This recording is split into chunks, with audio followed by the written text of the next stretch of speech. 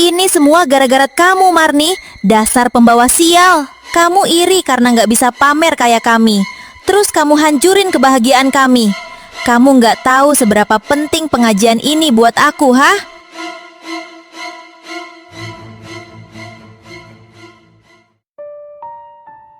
Aduh, Jeng Eni, maaf ya aku telat dikit.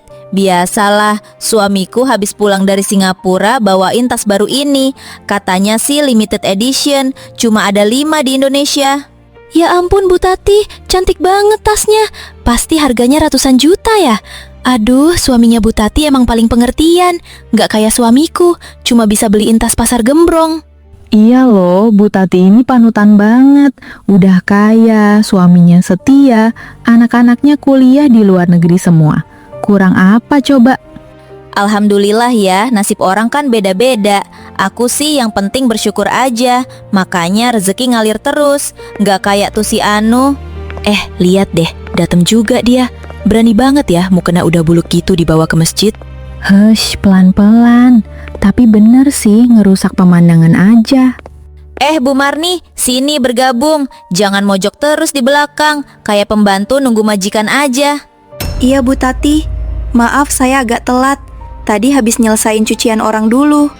Cucian orang? Duh, pantas agak gimana gitu baunya. Bu Marni, lain kali kalau ke masjid itu bajunya yang bagusan dikit napa? Ini rumah Allah, masa pakai baju lecek gitu? Nggak malu apa sama jamaah lain? Iya loh Bu Marni, masa dari tahun ke tahun mukenanya itu-itu terus? Nggak niat banget sih ibadahnya. Maaf Bu Tati, Bu Eni, saya belum ada uang buat beli yang baru. Yang penting kan niatnya ibadah Bu. Halah alasan, bilang aja pelit. Orang kayak kamu itu yang bikin pengajian kita jadi kelihatan murahan. Lihat nih aku, setiap minggu ganti perhiasan, biar malaikat semangat nulis pahalanya.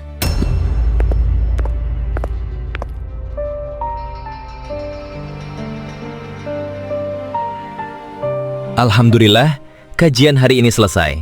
Semoga apa yang kita bahas tadi tentang rendah hati bisa kita amalkan. Saya pamit duluan ya ibu-ibu. Amin, terima kasih Pak Ustadz.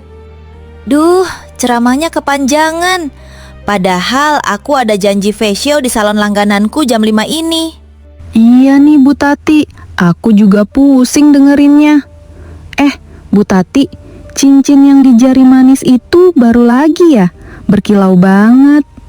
Oh ini, iya baru beli kemarin. Ini berlian Eropa loh, mahal banget. Harganya bisa buat beli rumah tipe 36 di kampung sebelah. Gila, berlian Eropa. Cuma Bu Tati yang bisa beli ginian di kampung kita. Coba lihat jari-jari yang lain, kosong melompong. Bu Tati, maaf sebelumnya. Tadi Pak Ustadz baru saja bahas soal tidak boleh pamer dan harus rendah hati.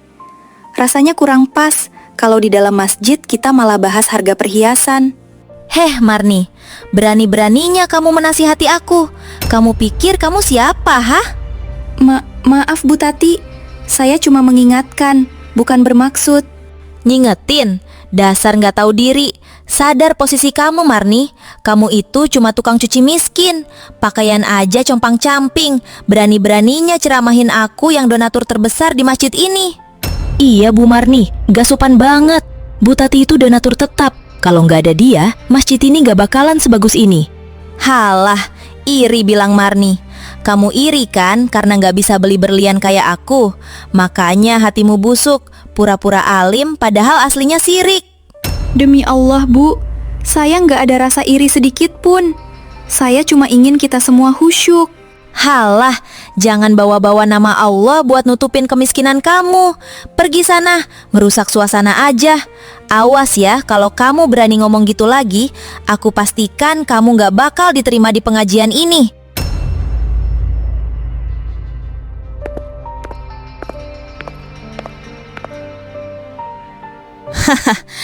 Copet. Maksudnya Marni. Buru-buru banget, mau kemana? Mau nyari cucian lagi? Permisi Bu, saya mau pulang, udah mau maghrib. Ntar dulu, urusan tadi belum selesai. Kamu harus minta maaf sama aku di depan semua orang. Iya Bu Marni, gara-gara kamu mood Bu Tati jadi hancur. Minta maaf sekarang. Maaf, Maafkan saya kalau perkataan saya menyinggung perasaan Bu Tati. Tapi saya bersumpah niat saya baik. Niat baik apanya? Niat baik mau mempermalukan aku? Heh, warga kampung Sukamaju, denger ya si Marni ini yang pura-pura alim tadi di masjid berani-beraninya ngenyek aku. Dia bilang aku pamer harta. Beneran Marni ngomong gitu? Tumben banget dia berani. Hush, paling juga Bu Tati yang duluan. Lihat, semua orang tahu siapa yang benar dan siapa yang salah. Marni, kamu itu sampah di kampung ini. Sudah miskin, sombong pula. Kalau aku nggak kasihan sama suamimu yang sakit-sakitan itu, udah aku usir kamu dari kampung ini. Bu Tati, tolong jangan bawa-bawa suami saya. Dia nggak salah apa-apa. Sama-sama nggak berguna. Suami sakit-sakitan, istri miskin tukang fitnah. Cocok banget. Sana, pulang. Jangan sampai air mata kemiskinanmu itu nular ke aku. Duh, Bu Tati, udah jangan dikotorin tangannya.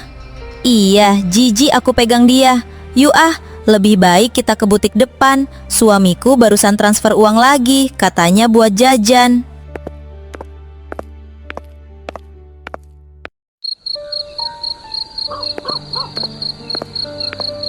Bu, kok belum masuk? Udah malam, dingin loh. Kenapa duduk di luar sendirian? Bapak, kok bangun? Ibu cuma lagi cari angin bentar, Pak. Perasaan agak gerah di dalam. Jangan bohong sama bapak, Bu. Mata ibu merah. Tadi di jalan ada apa? Suara Bu Tati kedengaran sampai sini. Gak ada apa-apa, Pak. Cuma salah paham biasa. Salah paham apa yang bikin istri bapak nangis kayak gini? Marni, jujur sama bapak. Apa yang dia lakuin ke kamu?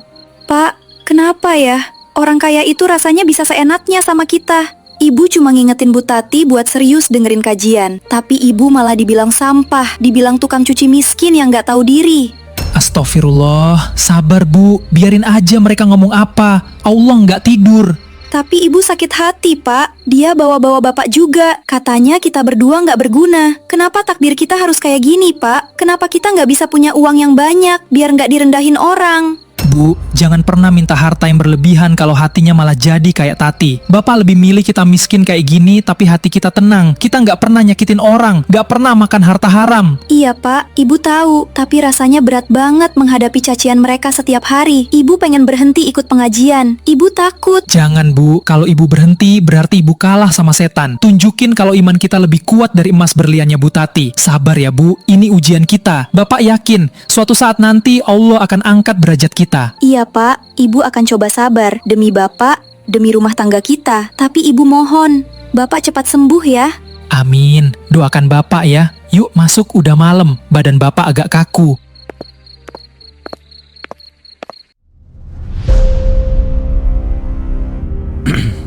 Ibu-ibu sekalian, mohon perhatiannya. Sebelum kajian dimulai, saya ada pengumuman penting. Ada apa ya? Kok Pak Ustadz mukanya serius banget? Mana aku tahu. Paling juga mau minta sumbangan lagi.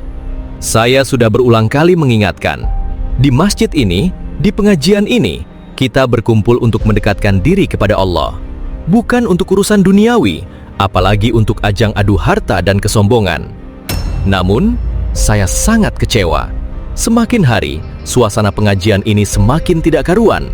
Bukannya khusyuk mendengarkan kajian, tapi malah ribut bahas tas, perhiasan, dan merendahkan sesama jamaah. Pak Ustadz, maksudnya apa ya? Siapa yang Pak Ustadz maksud? Bu Tati, ibu tahu sendiri apa yang sudah terjadi. Karena itu, setelah berdiskusi dengan pengurus masjid, kami memutuskan untuk menutup pengajian ibu-ibu di masjid ini sampai batas waktu yang tidak ditentukan. Apa? Tutup? Kok bisa?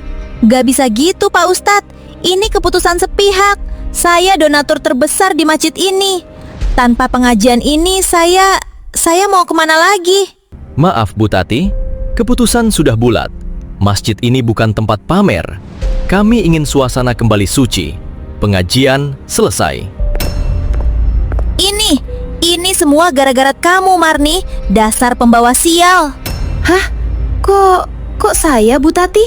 Gara-gara kamu ngomong sembarangan kemarin, Pak Ustadz jadi marah dan nutup pengajian ini. Kamu yang laporin aku ke Pak Ustadz kan? Jujur kamu. Demi Allah, Bu, saya nggak ada laporin apa-apa. Saya baru tahu ini sekarang. Bohong, dasar munafik. Kamu iri karena nggak bisa pamer kayak kami. Terus kamu hancurin kebahagiaan kami. Kamu nggak tahu seberapa penting pengajian ini buat aku, hah? Iya, Bu Marni, kamu keterlaluan. Kalau nggak suka sama Bu Tati, ngomong langsung. Jangan pakai cara licik gini. Dengar ya Marni, aku nggak akan tinggal diam. Kamu sudah ngerusak reputasiku. Gara-gara kamu, pengajian ditutup. Kamu akan bayar semua ini. Dasar miskin, sampah, licik.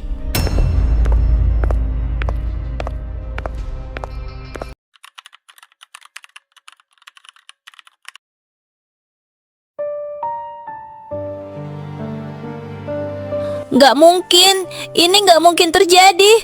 Rumahku, tokoku, semuanya disita. Mas, kamu di mana? Kenapa kamu ninggalin aku dalam kondisi kayak gini? Aduh Jeng Tati, aku dengar kabar burung di pasar. Katanya semua aset suamimu disita bank ya, beneran? Jeng Eni, tolong aku Jeng. Tolong pinjamkan aku uang. Ratusan juta aja buat tebus toko. Suamiku kabur, dia bawa semua sisa uang dan selingkuh sama wanita lain. Aku nggak punya apa-apa lagi sekarang. Hah? Pinjemin uang? Ratusan juta? Waduh, maaf ya Jeng, uangku mana ada sebanyak itu. Lagian kalau suamimu aja kabur, gimana kamu mau bayar utang ke aku? Bisa-bisa uangku hilang. Jeng Eni, tega banget kamu. Dulu waktu aku kaya, kamu selalu nempel sama aku. Kamu sering minta tas bekas aku, makan mewah aku yang bayar. Itu kan dulu pas kamu banyak duit. Sekarang situasi udah beda. Sadar diri dong Jeng, kamu itu sekarang udah miskin. Sama kayak si Marni yang dulu sering kamu hina. Iya nih Tati, lagian gosip di kampung udah menyebar luas. Semua orang bilang ini kualat gara-gara kamu suka pamer dan memfitnah orang di masjid. Makanya Allah cabut semua kekayaanmu dalam semalam. Diam kalian semua. Aku nggak miskin, aku masih kaya. Pergi kalian dari rumahku, pergi. Rumahmu? Rumah ini kan udah disegel Bang Tati. Sebentar lagi kamu jadi gelandangan. Yuk Jeng Eni, kita pergi. Gak sudi aku temenan sama orang miskin bermasalah kayak dia. Ya Allah, kenapa semua orang ninggalin aku? Kenapa?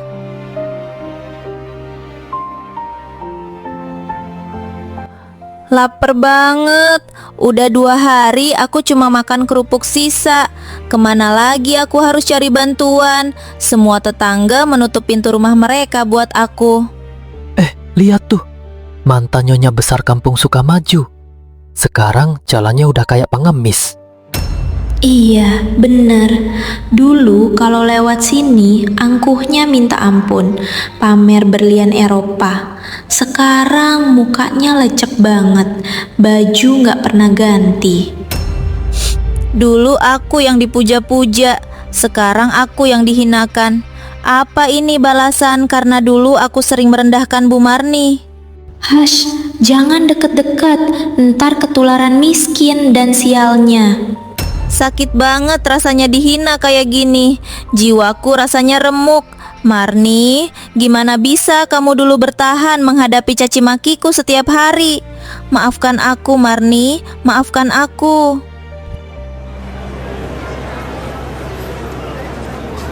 Bu Marni, telur 2 kilo sama minyak gorengnya ya. Alhamdulillah, belanja di toko Bu Marni selalu ramah dan murah. Iya, terima kasih banyak ya Bu. Semoga berkah. Itu beneran toko milik Marni. Gede banget. Banyak banget pelanggannya. Ya Allah, hatiku malu banget mau ke sana. Tapi aku butuh makan. Loh, itu Bu Tati? Bu Tati, tunggu Bu. Marni, jangan hina aku. Aku tahu aku salah. Aku kesini bukan mau pamer. Aku cuma lewat. Astagfirullah Bu Tati, saya nggak akan menghina Ibu. Kenapa badan Ibu kurus begini? Ibu belum makan ya? Marni, aku udah nggak punya apa-apa lagi. Rumah disita, suami kabur. Teman-teman pengajianku semuanya membuang aku. Aku kelaparan, Marni. Ayo dimakan, Bu Tati. Dihabiskan ya, jangan sungkan. Terima kasih, Marni. Alhamdulillah, di rumah ini ibu aman. Marni, tolong maafkan aku. Aku mohon maafkan semua kejahatanku dulu. Aku dulu bilang kamu sampah. Aku tarik jilbab kamu. Aku fitnah kamu di depan jamaah masjid. Tapi kenapa kamu malah baik banget sama aku sekarang? Bu Tati, istighfar Bu. Saya sudah memaafkan Ibu sejak lama. Saya nggak pernah dendam sama Ibu. Hatimu suci banget, Marni. Sementara hatiku dulu penuh busuk dan kesombongan. Aku menyesal, Marni. Aku benar-benar menyesal. Harta yang aku pamerkan dulu sekarang jadi bumerang yang menghancurkan hidupku.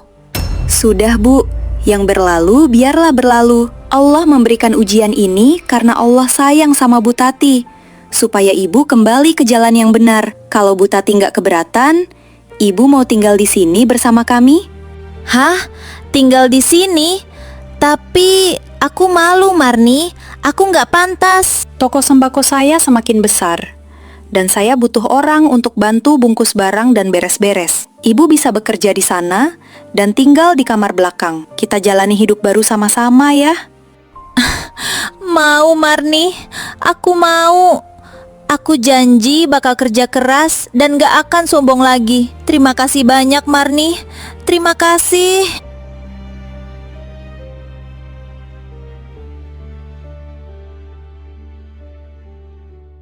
Alhamdulillah, setelah 1 tahun vakum, hari ini pengajian resmi kita buka kembali. Saya harap tidak ada lagi ajang pamer harta di rumah Allah ini. Amin ya robbal alamin. Lihat tuh si Tati, sekarang jadi babunya si Marni. Dulu bos, sekarang jadi pelayan toko. Kasian banget nasibnya. Iya, makanya jangan suka sombong, kena batunya kan? Bu Tati, Ibu nggak apa-apa. Jangan didengarkan ya. Aku gak apa-apa, Marni. Perkataan mereka itu adalah cermin diriku yang dulu. Dulu aku jauh lebih kejam dari itu sama kamu. Ini hukuman yang harus aku terima dengan ikhlas. Ibu sudah berubah. Ibu orang baik sekarang. Yuk, kita masuk ke dalam. Ya Allah, terima kasih telah menegurku dengan caramu yang dahsyat. Kehilangan harta bendaku adalah berkah terbesar. Karena lewat kemiskinan ini, aku menemukan kembali hatiku yang telah lama mati. Dan Engkau kirimkan malaikat seperti Marni untuk menuntun jalanku.